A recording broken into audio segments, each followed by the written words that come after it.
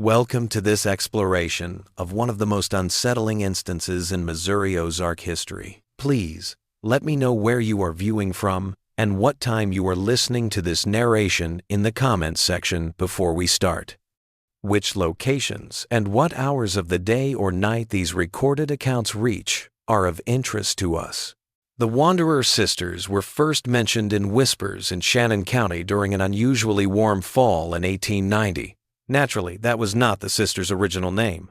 Prior to the incidents that would turn them into local legend, they were properly named Elizabeth and Margaret Holloway. The majority of what happened to them has been purged from official county records. It was briefly reported in one paragraph of Goodspeed's 1888-1891 Gazetteer of the Ozarks region, but it was quickly taken out of later editions. About 12 miles southeast of Eminence, the county seat, the Holloway family had relocated to a secluded homestead tucked away in a little valley where the limestone hills are carved out by the Jack's Fork River. Their land was located at the end of what was then known as Wilder's Trail, after the previous owners who had left the area for reasons that at the time sparked little interest. The area was notable for its remoteness. Sounds were rarely heard due to the thick forest surrounding the property, and the closest neighbor resided more than 3 miles away. Later on, this fact would become important. According to 1,889 county tax records, the 80-acre property was bought by the girl's father, Thomas Holloway, for a price significantly less than market value. According to reports, the seller, a representative of the Wilder estate, was keen to have the deal done as soon as possible. The vendor had said, "Some places are not meant for certain people," a cryptic remark that would only become significant over time, according to the clerk who handled the sale, whose account was documented by a researcher from the Missouri Historical Society a few years later. Missouri was not the original home of the Holloways. After his wife, Caroline, died in 1887, Thomas Holloway, a widower with 2 kids, had relocated from Pennsylvania. Melancholia leading to cessation of vital functions, a frequent euphemism for suicide, is listed as the cause of death on her death certificate, which is housed in the Pennsylvania State Archives. Although rumors eventually spread, Shannon County never publicly publicized this detail. Margaret and Elizabeth came to the Ozarks at the ages of 14 and 16 respectively. Although their attendance was irregular, Eminence's school attendance records indicate that they first attended lessons during the spring term in 1889. They had completely ceased going by the fall of that year. In response to a question, Thomas Holloway stated that he had chosen to teach the girls at home because traveling to town was too difficult, especially in bad weather. This account is based on a variety of sources, including newspaper articles from the now-defunct Shannon County Gazette, oral histories gathered by WPA researchers in the 1932, statements made to the county sheriff by various witnesses in late 1890 and early 1891, and fragments of a journal thought to be Margaret Holloway's that were found in 1937 during renovations of the old Eminence courthouse.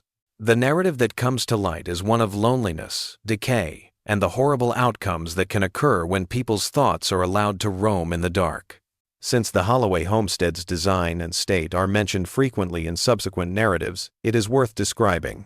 The original Wilder family erected the 2-story main house, which was made of limestone and native oak in 1865, according to county records. With a huge stone fireplace on the eastern wall, the ground floor included a spacious main room that doubled as a kitchen and living space. The upper floor, which was separated into 3 tiny beds, was accessed by a narrow stairway. Below the kitchen, through a trapdoor by the pantry, was a root cellar. When the Holloways took possession of the land, it also had a smokehouse, a barn, and a chicken coop, all of which were in various states of ruin. According to images from an early 1889 county assessment, the main house stands out sharply against the surrounding woodland, its windows observing the approach from Wilder's Trail like dark eyes. These might be the sole pictures of the property that still exist from before the events of 1890. A natural limestone formation about 200 yards behind the home, rising about 30 feet above the forest floor, was a noteworthy feature of the area itself. The place had allegedly been important to the local indigenous peoples. The south-facing surface had crude pictographs, but by the late 19th century, weather and time had made them essentially unintelligible. In a November 1889 letter to his sister in Pennsylvania, Thomas Holloway wrote that his daughters were enthralled with the ancient rock carvings and devoted a significant amount of time to copying the symbols into their school books. In July 1890, the first signs that something was wrong at the Holloway farm appeared. As he did roughly every 6 weeks, Thomas Holloway came to Eminence to buy supplies. The local shop owner, Jeremiah Collins, subsequently told the sheriff that Holloway appeared altered. When asked to explain, Collins said that Holloway had bought extraordinary amounts of candles and lamp oil, and that his eyes had not seemed to focus on anything in particular. Most notably, Holloway replied that his daughters were occupied with their studies after staring at Collins for almost 30 seconds when he was asked about them. It wasn't just Collins who noticed anything odd. The First Methodist Church in Eminence's Reverend Harold Blackwood said he had met Holloway on that same town tour. Thomas had graciously turned down Blackwood's earlier invites for the Holloways to attend services. This time, however, Thomas went to the Reverend and asked him if he was aware of any stories in the Bible about voices that come without bodies. Blackwood asked further, but Holloway quickly changed the topic and left.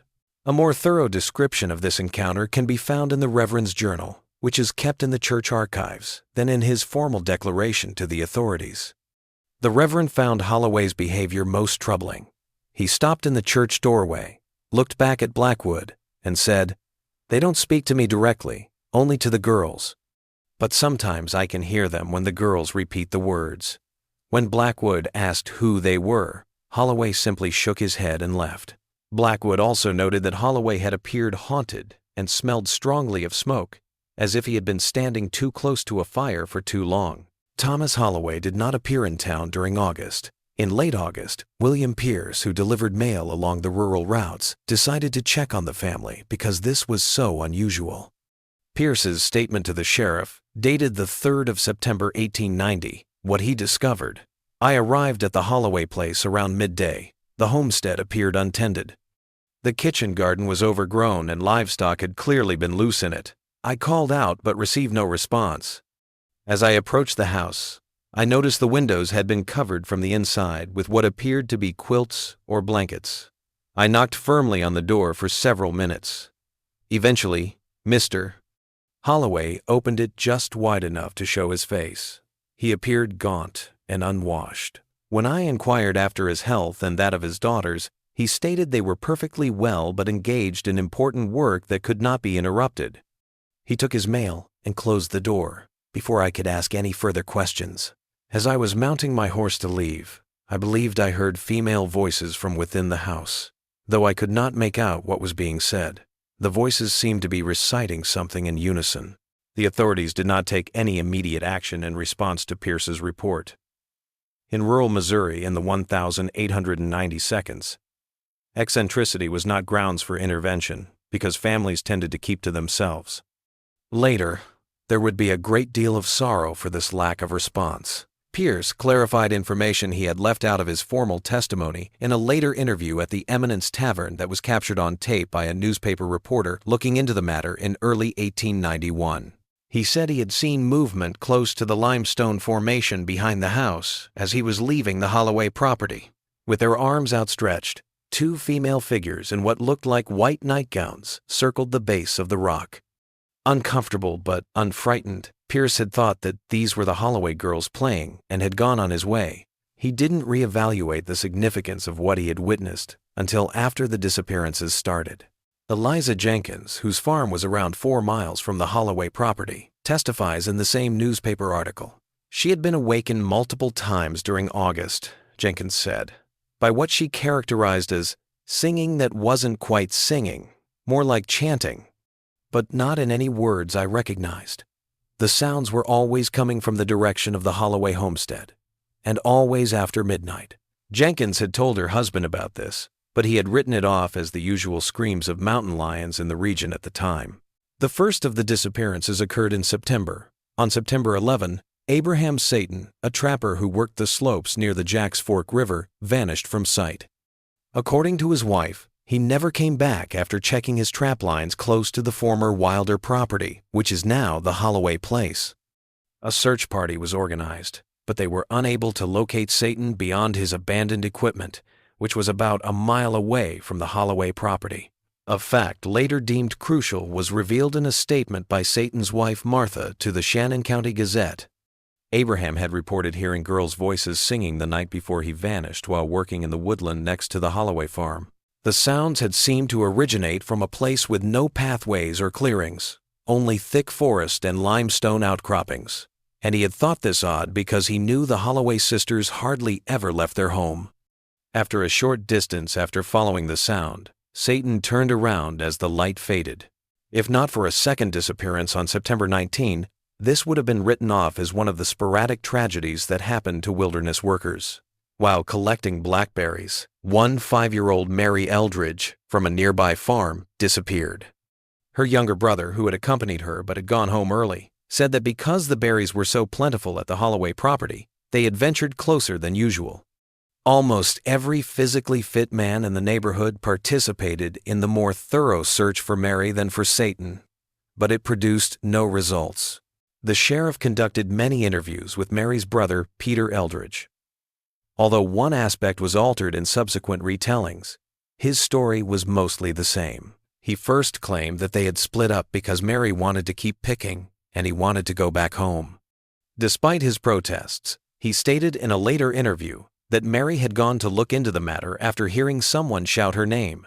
The boy became upset when questioned about this disparity and would only respond that he didn't want people to think Mary would go with strangers, because of his young age, 11 at the time, and the distressing circumstances surrounding his sister's disappearance. Authorities did not give the inconsistency too much attention. Sheriff James Mallister made the decision to visit the Holloway homestead formally at this time. His report, filed on the 22nd of September 1890, contains the first official documentation of the increasingly strange circumstances surrounding the family. Upon arrival at the Holloway residence at approximately 2 p.m., I observed the property to be in a state of neglect. The field that had been planted with corn in the spring was now overgrown with weeds, and there was no sign of recent harvesting activity. The house itself presented a peculiar appearance. All windows were covered as previously reported by Mr. Pierce, and I noted that the chimney, despite the warm weather, was emitting smoke. I knocked and announced my official capacity. After several minutes, Thomas Holloway opened the door. He stood in such a way as to block any view of the interior. His physical condition had deteriorated markedly since I had last seen him in town some months prior. His clothing was soiled, his beard unkempt, and he had lost considerable weight. Most striking were his eyes, which appeared both feverish and vacant. I informed Mr. Holloway that I was investigating the disappearances of Abraham Satan and Mary Eldridge and asked if he or his daughters had observed anything unusual in recent days.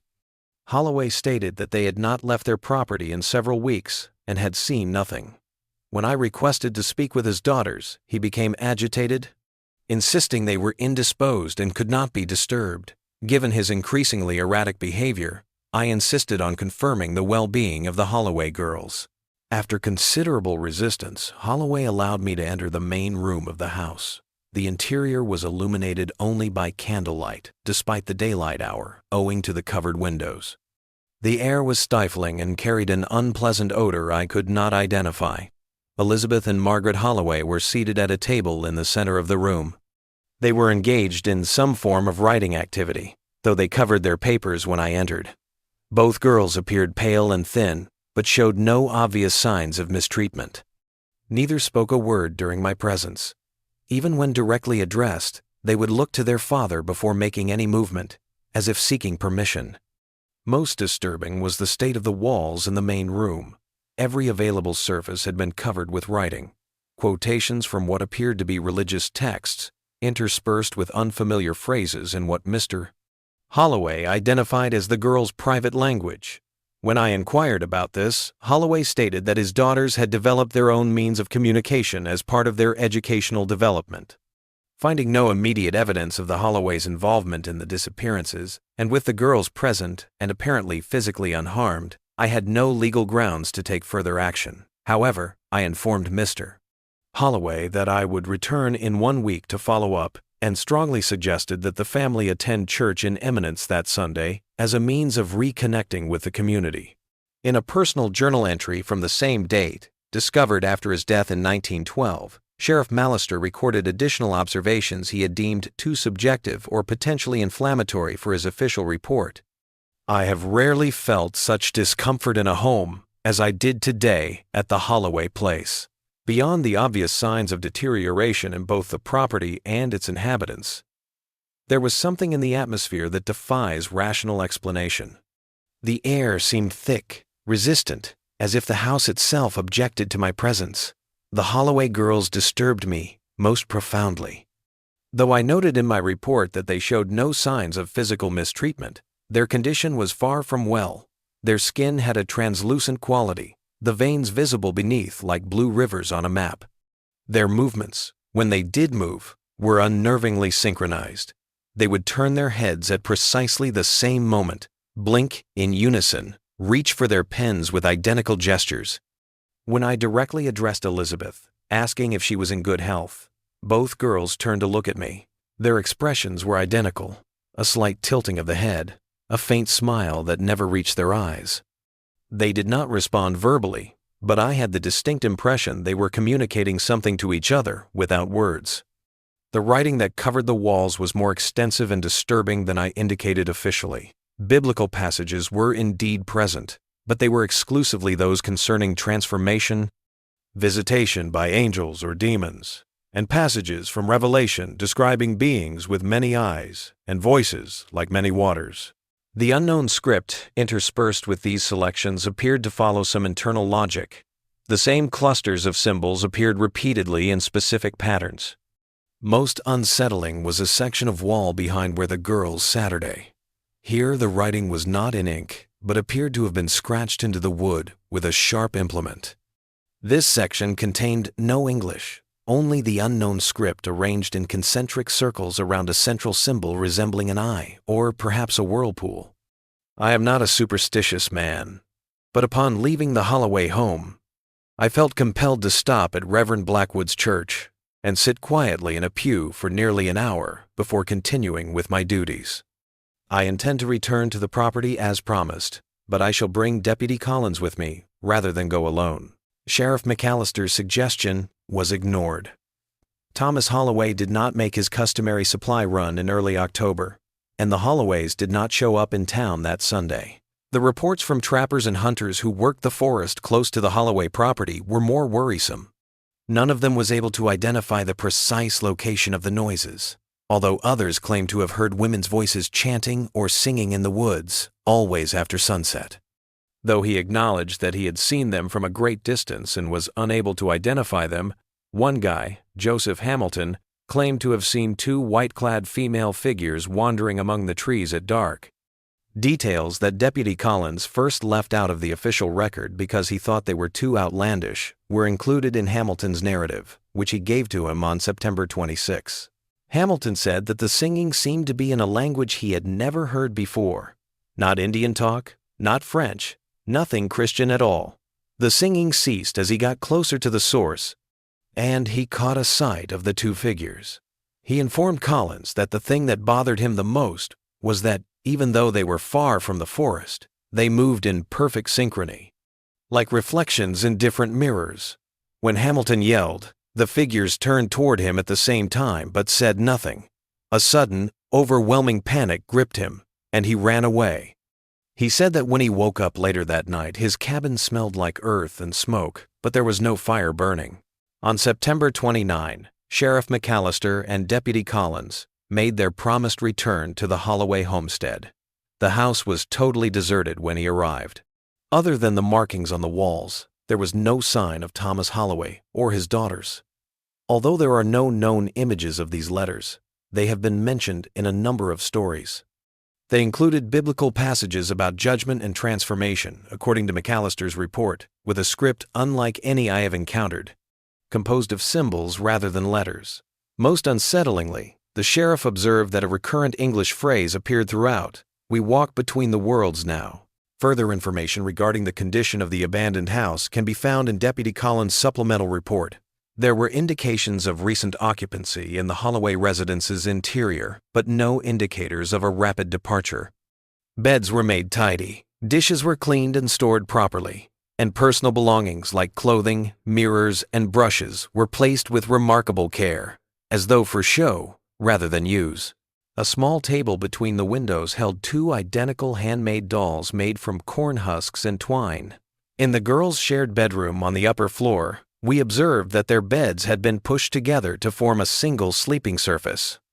The wall above this arrangement was covered entirely with the unknown script Sheriff Mallister has described in his report, arranged in a pattern resembling a tree or perhaps a river system, with branches or tributaries flowing from a central line. The dolls lacked facial characteristics and were dressed in white fabric remnants. They were standing with their hands touching, facing one another. The finding in Thomas Holloway's bedroom was the most alarming. There was a modest writing desk with his journal open.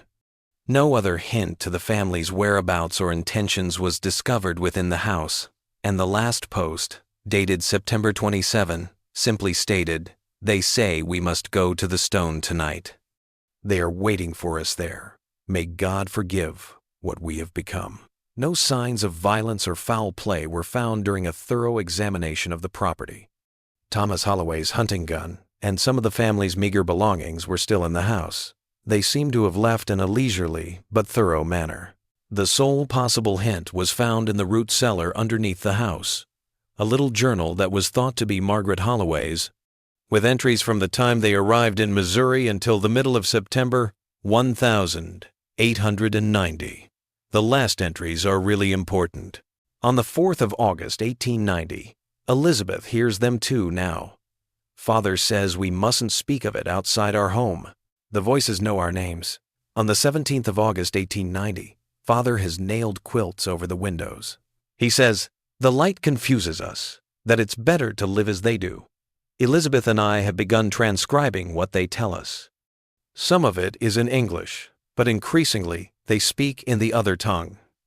My hand cramps from writing so much, but we dare not stop.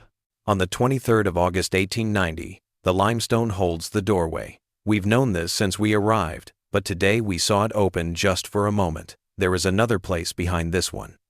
The voices come from there. They say we are special because we can hear them when others cannot. Elizabeth says we are becoming like the voices now. I think she may be right. We do not feel hunger or cold as we once did. The 8th of September in 1890. We understand now. We have been chosen to carry the message. Father resisted at first, but now he sees. We no longer need the same things as before. Food tastes of nothing. Sleep brings too many dreams. Only the writing matters. On this date in 1890, the trapper came too close yesterday. He heard us singing by the stone. He was not ready to understand. The voices say some must go ahead to prepare the way.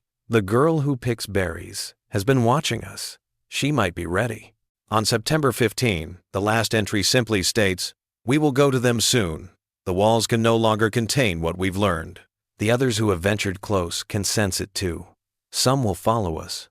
Along with a number of volunteers, Sheriff Mallister and Deputy Collins searched the entire forest, paying special attention to the limestone formation behind the home. They discovered a cleared area at the base of the rock where the ground had been heavily disturbed, as if by many footsteps going in a circular pattern, but they found no evidence of the Holloway family. One symbol, similar to those on the house's walls, was carved into the limestone at around eye level. It was a vertical line with 2 curved horizontals that resembled a deformed letter E or possibly a stylized tree. The search team also looked inside a small limestone crack that local legend had long suggested would lead to a network of caves. Although the crevice was too small for an adult to penetrate, Deputy Collins claimed that he could feel a clear air movement when he held his lantern next to it, indicating a larger area beyond. Since the hunt for the missing family took precedence over geological investigation, no effort was made to enlarge the opening.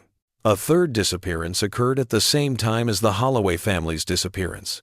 On September 28, 7-year-old Daniel Foster, who worked at a timber camp a few miles north of the Holloway property, disappeared while hunting. However, there was some form of resolution in Foster's case, unlike the other disappearances. 3 days later, he was discovered straying some 15 miles downstream from the Holloway homestead along the banks of the Jacks Fork River. He was in bad physical condition. He was confused and dehydrated. His mental state, however, was far more worrisome.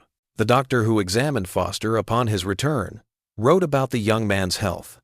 Patient exhibits extreme agitation, alternating with periods of catatonia. He responds to questions regarding his name and family, but refuses or is unable to account for the 3 days of his disappearance. When pressed, he becomes highly distressed and repeats the phrase, "They're still walking." Physical examination reveals unusual markings on both forearms, a series of symbols carved into the skin. Apparently self-inflicted, but in a pattern the patient claims not to recognize. These wounds appear to have been made with a sharp implement, possibly a hunting knife, and show signs of incipient infection. Most concerning is the patient's insistence that he can hear singing, even when in a quiet room. Dr. Wilson's private correspondence with a colleague at the state asylum, preserved in the Missouri State Historical Society archives, contains a more detailed discussion of Foster's condition. Young Foster's case defies conventional diagnosis. While he exhibits symptoms consistent with acute mania, there are aspects of his behavior that suggest something quite different. His episodes of catatonia are not true withdrawal. Rather, he appears to be listening intently to something only he can hear. When emerging from these states, he often recites strings of nonsensical syllables that follow consistent phonetic patterns, suggesting a language rather than mere gibberish. Most disturbing is his account, offered during a period of relative lucidity, of encountering the girls who walk between. According to Foster, he was hunting near Button Rock when he heard singing that seemed to come from inside the stone itself. He followed the sound and encountered 2 young women in white dresses whom he recognized as the Holloway sisters, though he had only seen them once or twice in Eminence before they withdrew from society. Foster claims the sisters approached him with eyes like still water and spoke to him in unison, first in English, then in the other speech. They told him that the way was opening and that he could come with them if he was willing to change. When he hesitated, they reportedly each took one of his arms and marked him so he could find his way back if he changed his mind. Foster has no recollection of the subsequent 3 days, nor of how he traveled 15 miles from where the encounter allegedly took place. Foster was taken to Fulton, Missouri's state asylum, where he stayed until his pneumonia-related death in 1894. Foster never gave a coherent account of his experience near the Holloway property. Although he produced a number of drawings of 2 female figures in white dresses, their faces always obscured or distorted. Facility attendants noted that in his more lucid moments, Foster occasionally spoke of the Wanderer sisters, who had shown him the spaces between trees, where another world waited. The 2 people are seen standing next to what looks to be a limestone formation in one of these paintings, which has been saved in the asylum's case files. A black, vertical area with thick pencil strokes is depicted between them. The reverse of the drawing shows a series of symbols that match those described in the Holloway Journal, the only known example of the Holloway script created by someone outside the family. Above this space, Foster had written in neat, precise handwriting, different from his usual scrawl. The door. They found the way. They took me. The hunt for the Holloways and the other missing people proceeded sporadically throughout October and November of 1890, hindered by the challenging terrain and the growing cold. Although official searches had mostly stopped by December, independent hunters and trappers continued to keep an eye out for any evidence of the missing family. The first sighting of what would become known as the Wanderer sisters was reported in early December. About 7 miles from the now defunct Holloway property, Samuel Jenkins, on his way back to Eminence from a trade mission to Van Buren, reported seeing 2 young women strolling along a ridgeline close to Button Rock. Jenkins, who had seen the Holloway girls by sight, was positive that these were Elizabeth and Margaret, but he pointed out that they were wearing identical white gowns instead of the usual clothes and that they moved in perfect harmony, like they shared one mind. The figures vanished into the trees when Jenkins called out to them, but they did not answer. Reverend Blackwood, who had a personal stake in the case because of his previous encounter with Thomas Holloway, documented Jenkins's account. Blackwood's journal entry for the 8th of December, 1890, notes, "Samuel Jenkins came to me rather than the sheriff with his account, fearing ridicule or disbelief. He is a steady man, not given to fancies or drink, which lends credence to his claim. What troubles me most is his description of the girl's appearance. After 2 months of presumed exposure to the elements, he states that they showed no signs of hardship. Their white garments were unstained, their hair neat, their skin almost luminous in the fading light. When I asked if they appeared to be in distress or in need of assistance, Jenkins replied, 'No, Reverend. They looked like they belonged out there more than I did. I have prayed extensively regarding the Holloway matter. While I hesitate to invoke supernatural explanations for earthly events, I cannot help but recall Thomas Holloway's questions about voices without bodies. There are passages in Scripture that speak of those who walk between worlds, angels certainly, but also those humans who were transformed or translated without death. Enoch walked with God and was no more. Elijah ascended in a chariot of fire.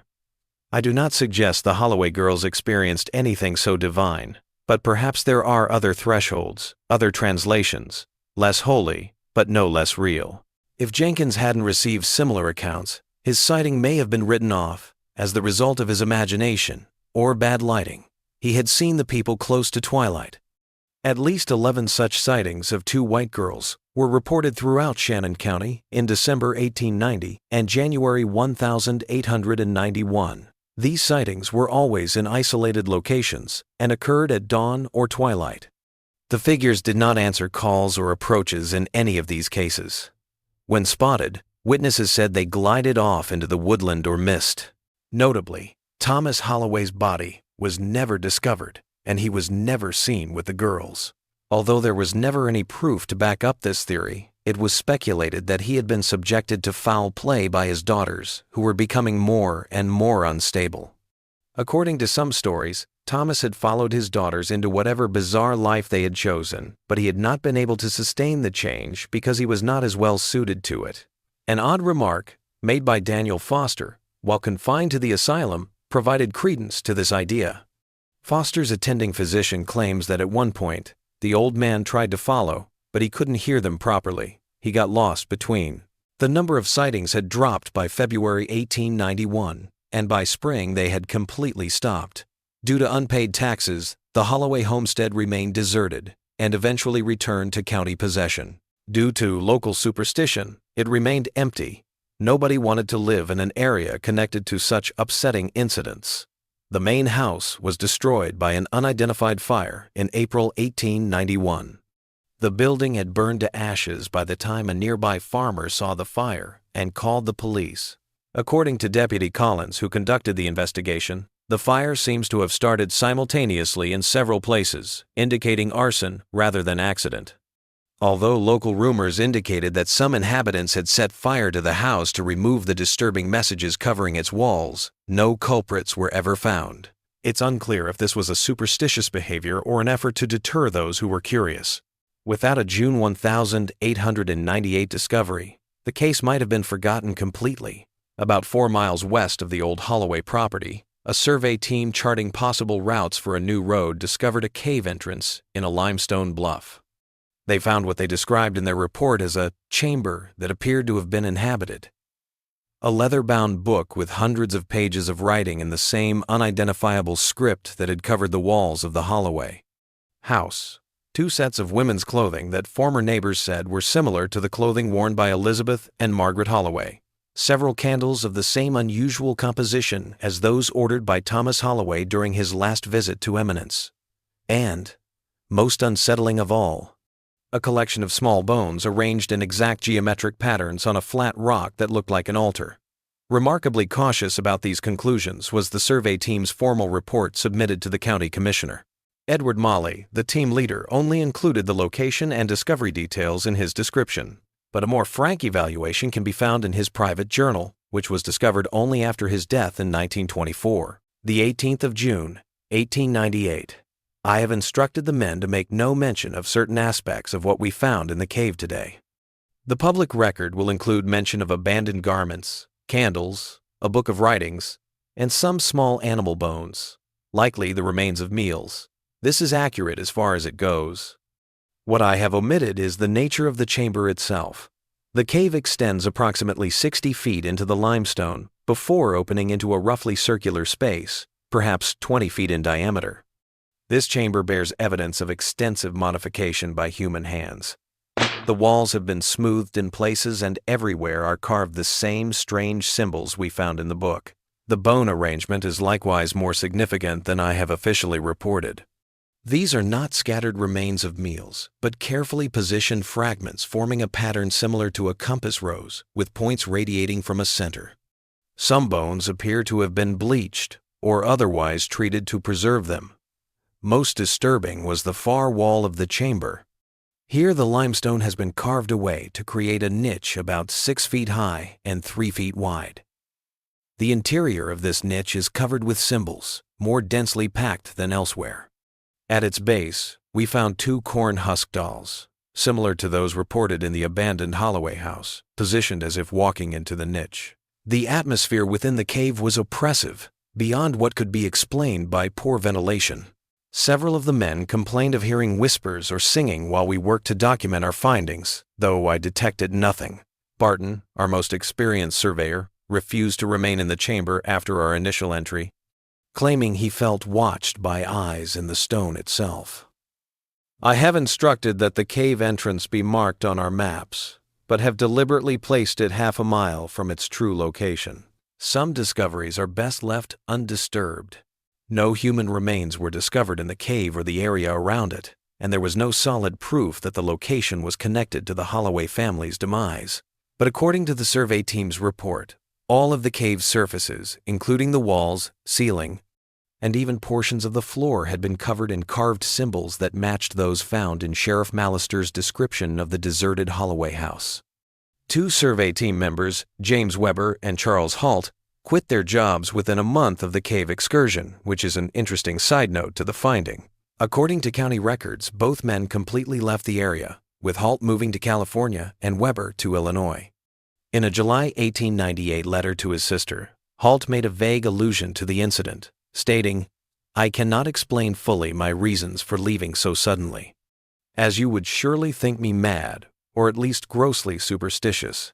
Let me say only that there are things in those hills that have no proper place in this world, and that since our work at the cave, I have dreamed of 2 women in white who stand at the foot of my bed, speaking words I almost understand. I wake with a taste of limestone dust in my mouth, and the certainty that if I remain, they will eventually make their meaning clear. I do not wish to understand what they are saying." Since Elizabeth and Margaret were already well known, the survey team's discovery rekindled local myths about the Wanderer sisters. There were rumors that the girls had not vanished, but had instead decided to stay in Shannon County's hills and woodlands, occasionally coming out to guide gullible tourists into the wild. Although none of the later disappearances had the same temporal and geographic proximity as the original cluster in 1890, the disappearances of Satan and Eldridge were retroactively linked to interactions with the sisters, as were a number of other cases of hunters or hikers who vanished in the region. The locals developed superstitions about the cave itself. Despite the fact that its location had been purposefully hidden on official maps, word of mouth spread about its general location. Locals reported strange occurrences in the area for years after it was discovered, including mysterious nighttime lights, disembodied singing or chanting, and a recurring feeling of being watched while passing close by. It is impossible to say if these claims were the result of imagination stoked by the Holloway mythology or if they represented actual occurrences. Frederick Morrison, a reporter for a Street, Louis newspaper, traveled to Shannon County in 1902 to look into the Wanderer sisters' story for a feature on Missouri mysteries. Morrison's published account was sensationalized, emphasizing the case's more graphic elements and portraying them as unquestionably supernatural. However, his private notes, later donated to the Missouri Historical Society, reveal a more measured assessment. The Holloway case resists both conventional explanation and supernatural attribution. What we have, stripped of local embellishment, is the disappearance of a troubled family from an isolated homestead, followed by reported sightings that may or may not have been the missing individuals. The unusual writings, while certainly strange, could be the product of shared delusion rather than contact with anything genuinely otherworldly. Yet, I cannot dismiss entirely the consistency of the accounts or the physical evidence that remains. The cave, which I visited despite local warnings, contains carvings that would have required weeks of dedicated effort to produce. The symbols, while unfamiliar to me, display internal consistency, suggesting a genuine system of writing rather than random markings. The question remains, what were the Holloways attempting to communicate, and to whom? Most compelling is what I learned from Anna Peterson, now elderly, but who taught briefly at the eminent school when the Holloway girls attended.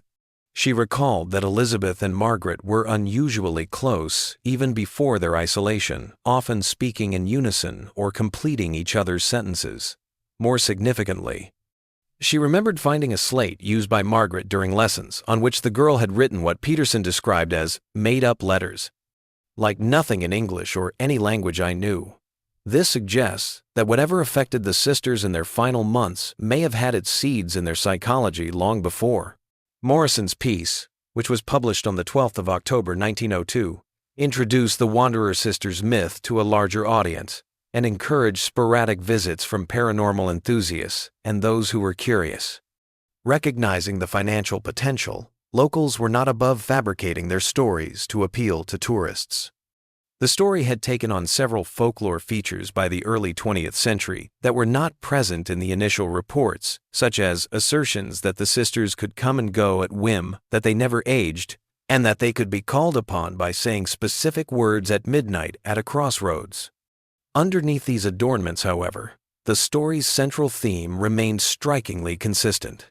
Two young women who had undergone some sort of metamorphosis, who moved with strange synchronicity, who spoke an unidentified language, and who were occasionally spotted in isolated locations, always during daylight transitions, always far away, and always silent when watched. When Dr. Edwin Hartfield, a researcher from the University of Missouri, tried to examine the Holloway script discovered in the cave and in Margaret's recovered journal in the 1,930 seconds, there was a temporary surge in interest in the case among academics.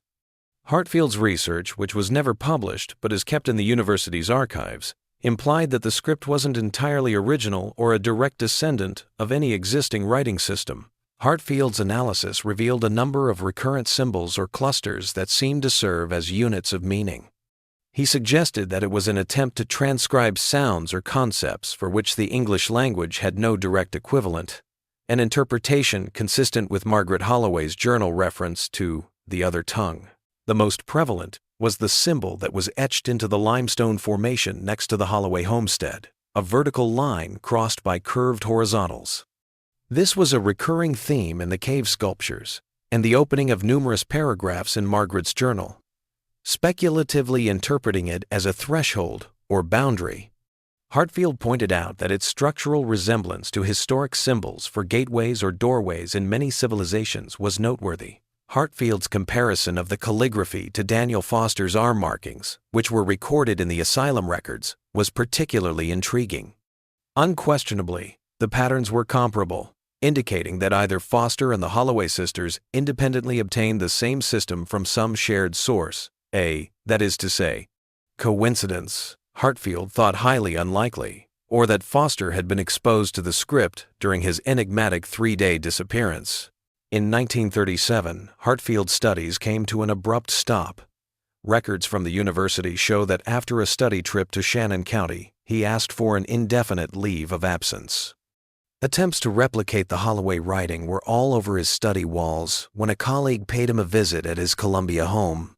3 weeks later, Hartfield himself was found malnourished and exposed in a remote part of the Mark Twain National Forest.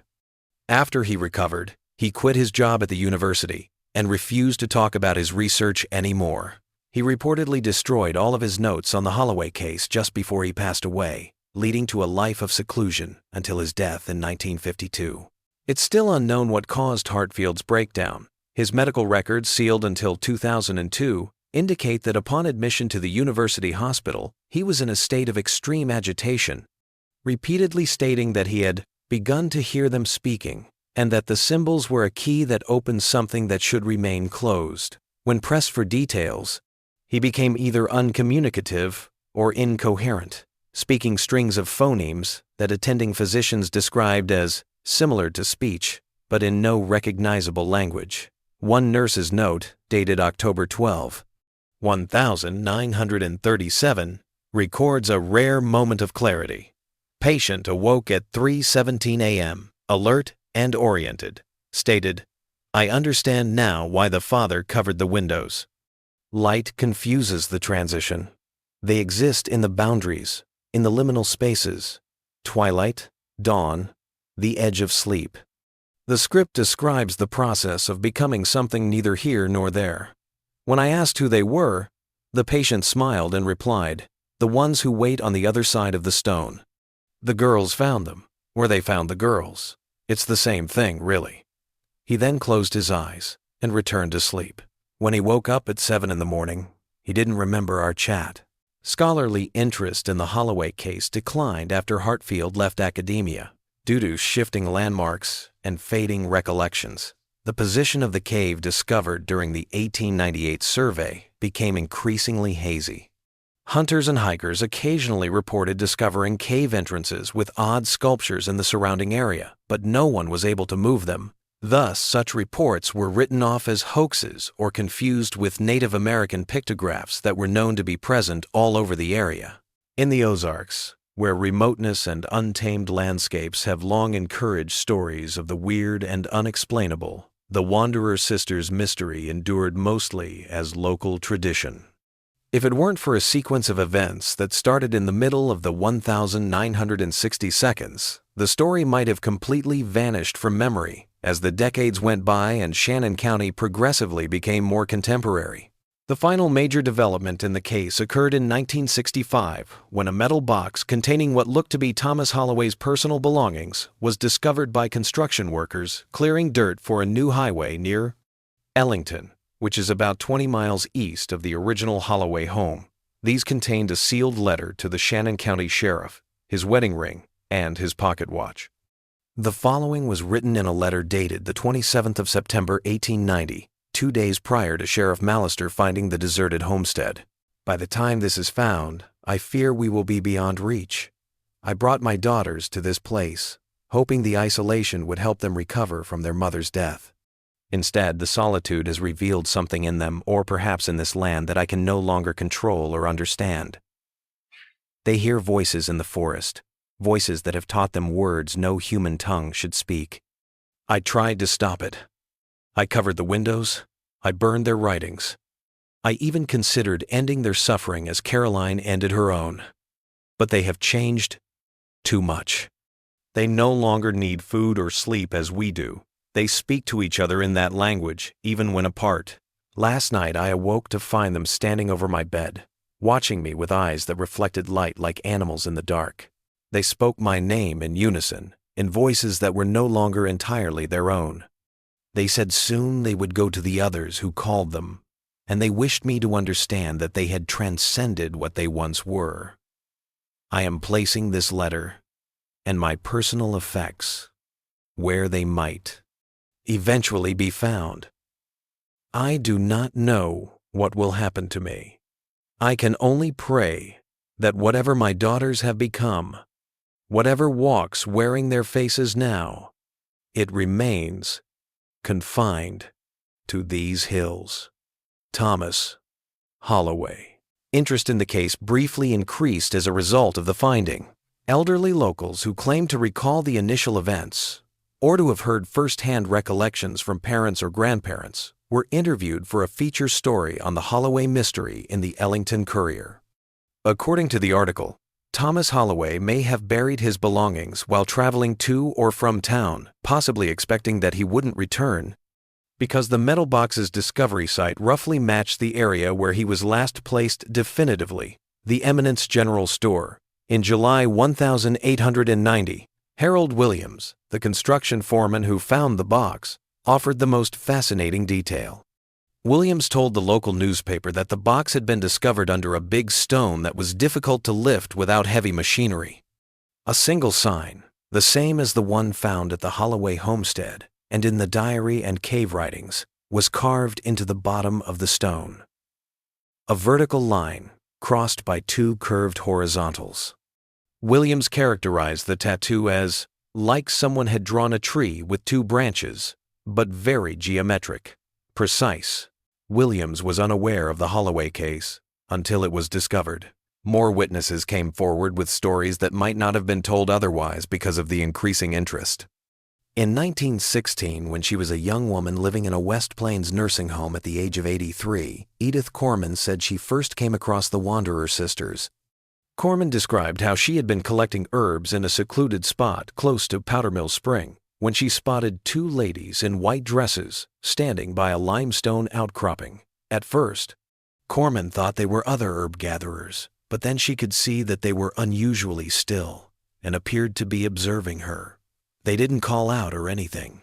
Corman told the reporter, just stood there looking at me with eyes that didn't seem to blink. Then both of them raised their right hands at exactly the same moment, like they were beckoning me to come closer. I felt this powerful urge to go to them, like I was being pulled on a string. I took a step or two before I caught myself. Something wasn't right about them ladies, so I turned and ran all the way home, never went back to that part of the woods again. Harmon, who was 77 years old in 1965, described the experience similarly, adding that they heard singing as they ran away, like church music, but in no language I ever heard in any church. Robert Blackwood, the grandson of Reverend Harold Blackwood, who had been involved in the initial case, gave the most convincing testimony. The journals and private documents that Robert had received from his grandfather contained letters to several people involved with the Holloway mystery. William Pierce, the mail carrier who had visited the Holloway homestead in August 1890, was one of these. Written in 1910 long after the official investigation had closed, Pierce's letter contained an admission he had apparently been unwilling to make officially. What I did not tell the sheriff, nor anyone save yourself, Reverend, was what I saw when I glanced through the door into the Holloway home. The girls were indeed there, seated at the table as I reported, but what I could not bring myself to describe was the condition of their feet, visible beneath the table. They were bare, and from ankle to toe, they were covered in a substance that resembled bark more than skin, brown, rough, apparently fused to the flesh. When they shifted position, I heard a sound like small branches breaking. I have carried this image with me for 20 years, doubting my own perception, telling myself it was a trick of the poor light within the house. But with each passing year, as more accounts emerge of the girls seen wandering our forests, I become increasingly certain of what I witnessed. The beginning of a transformation that has no place in God's natural order. Whether Pierce's delayed testimony represented an accurate observation or a memory distorted by time and subsequent rumors cannot be determined.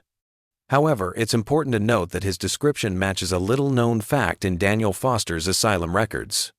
Foster reportedly became very upset when asked about one of his many drawings of the Wanderer sisters, in which their lower limbs were changed into what the attending physician referred to as root-like appendages.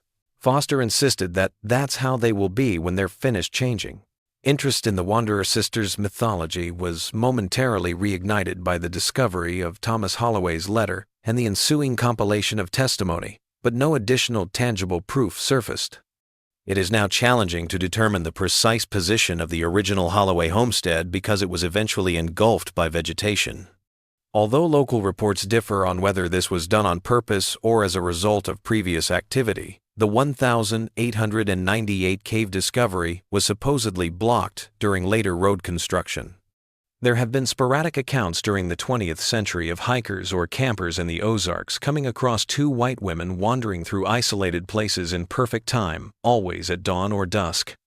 These sightings preserve the legend's status in local mythology. Although they lack the veracity of the initial reports, the majority are at best third-hand. As part of her dissertation studies at the University of Arkansas, folklorist Mary Ann Jameson studied the Wanderer sisters' folklore in detail in 1972. In order to compare current accounts of the narrative with the historical record, Jameson spoke with hundreds of Shannon County people. Her research, which was published in the Journal of American Folklore, revealed that some essential components remained remarkably constant over time and across generations of storytelling. The main plot stayed consistent across almost all accounts, despite the fact that the minor details, the girls' ages, the precise location of their home, and the type of work their father did varied greatly.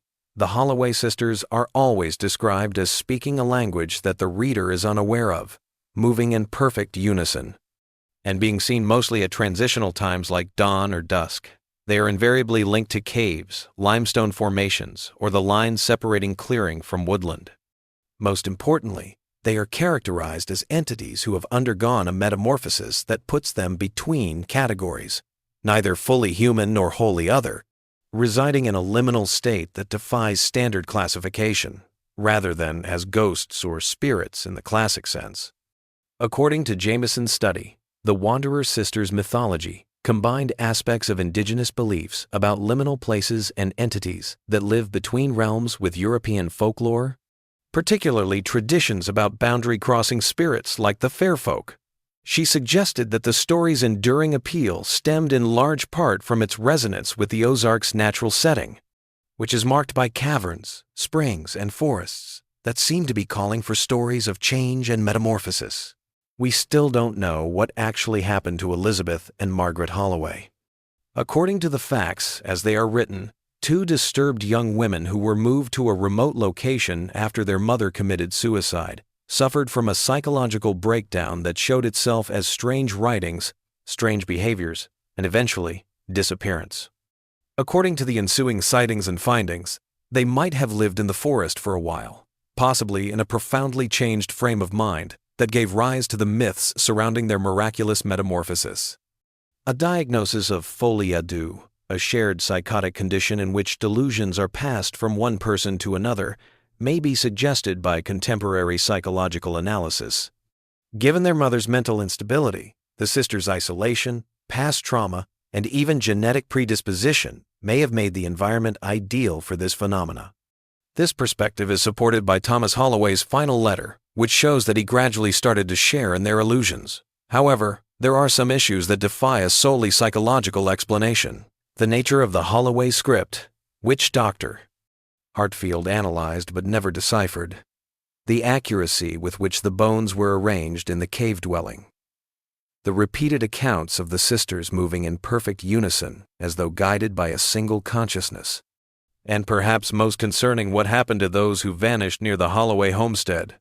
Foster returned but changed irrevocably, and Satan and Eldridge were never found. Dr. Catherine Merrill, a psychiatrist at Washington University who reviewed the historical documentation of the case in 1978, offered this assessment. While folie à deux provides a plausible framework for understanding the shared delusions of the Holloway family, certain aspects of the case extend beyond conventional psychiatric explanation. The development of a complex, internally consistent writing system by individuals with limited education is particularly noteworthy. Such creations typically require years of dedicated effort, yet the evidence suggests the Holloway script emerged over a matter of months. More problematic is the apparent contagion of whatever affected the Holloways to individuals with no prior connection to the family, most notably Daniel Foster, whose carved symbols matched those produced by the sisters, despite no evidence of direct contact. If we reject supernatural explanations as scientific inquiry demands, we must consider the possibility of environmental factors, perhaps ergot contamination of grain, exposure to unknown toxic substances, or some other external agent that induced similar psychological states in multiple individuals. The power of suggestion and the human tendency toward pattern recognition may account for many of the reported phenomena. Witnesses expecting to see the sisters moving in unison would likely perceive such coordination even in ordinary movements. Those familiar with the story of an unknown language might interpret any unfamiliar vocalization through that lens. Yet, this explanation fails to account for physical evidence, such as the carved symbols found across multiple locations or the distinctive arrangement of bones in the cave dwelling. When geological surveys of Shannon County revealed unusual mineral compositions in some limestone formations, such as high concentrations of rare earth elements that are normally only found in specific regions of China and Scandinavia, Dr. Merrill's reference to environmental factors gained some support in the early 1980 seconds. According to some academics, the cluster of odd psychological events surrounding the Holloway homestead may be explained by substances that groundwater running through these formations may leak and disrupt neurological function. Due to a lack of information regarding the precise makeup of local water sources in the 1890 seconds, this theory, while intriguing, remains hypothetical. Since 1890, Shannon County has seen changes. What was once almost impenetrable forest is now traversed by roads. In addition to hunters and trappers, visitors are drawn to the Current and Jack's Fork rivers. The tiny towns have expanded and changed. The Ozarks' deeper forests, however, are still mostly the same. Limestone bluffs that overlook slender valleys, caverns concealed beneath dense vegetation, and hollows where mist persists into midday and sound behaves peculiarly. Visitors are sometimes given sanitized versions of the Wanderer Sisters mythology by local guides who typically present it as a campfire ghost story. The writings on the walls, the anonymous calligraphy, and Thomas Holloway's last letter, which implied that his daughters had been changed by something in the place itself, are seldom ever mentioned. Two female voices, singing or chanting in perfect unison in words no listener can quite identify, is a sound that some Shannon County residents still claim can be heard in the forests close to where the Holloway homestead once stood on some evenings, especially in the fall when the air grows cold and still. People who have heard it speak of an eerie feeling of invitation rather than fear, a need to approach the sound and follow it farther into the trees. According to them, the sisters are still traveling between worlds, and they periodically still look for traveling companions. The most recent recorded story dates back to 1968, when a Washington University graduate student went to the region to study Ozark folklore. She wrote to her advisor that she had interviewed an old resident who said he had met the Wanderer Sisters when he was a young man in the 1920 seconds.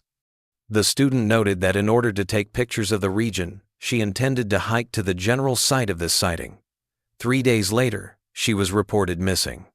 Several miles from the former Holloway property, search parties discovered her backpack and camera next to a limestone bluff, but they were unable to locate the student. Her found camera's last shot, which appears to have been taken in a hurry, depicts a wooded walk at sunset.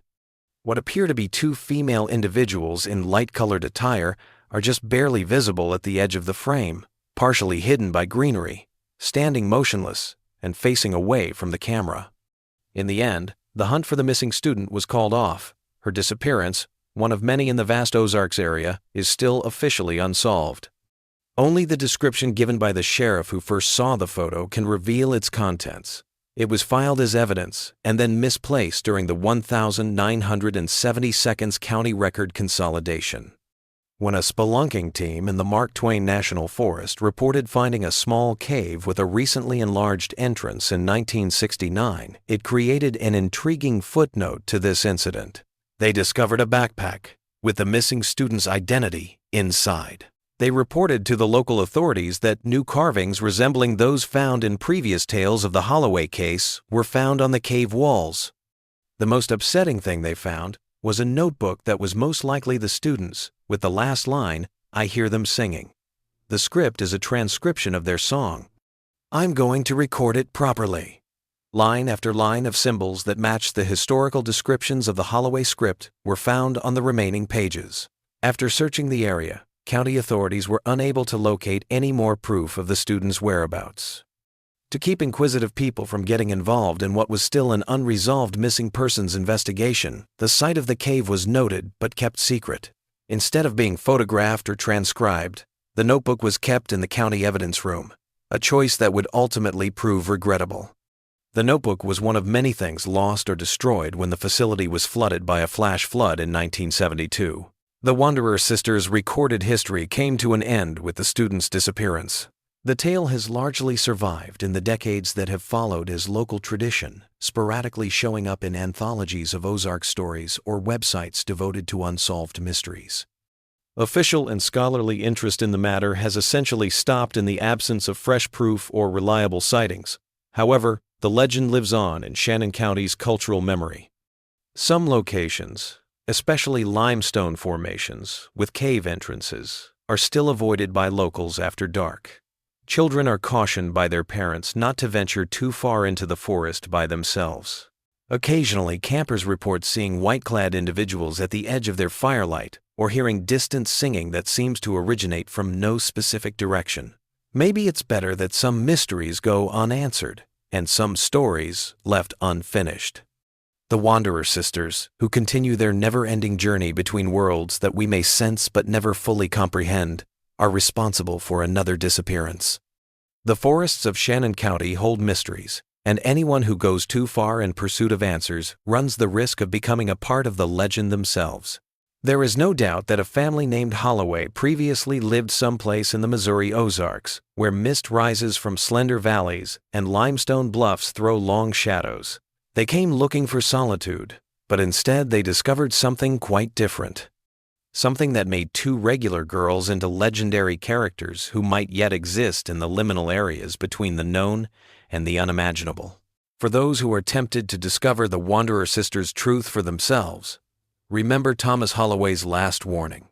Whatever walks wearing their faces now, it seeks companions for its journey between worlds, and those who follow rarely return unchanged. If they return at all.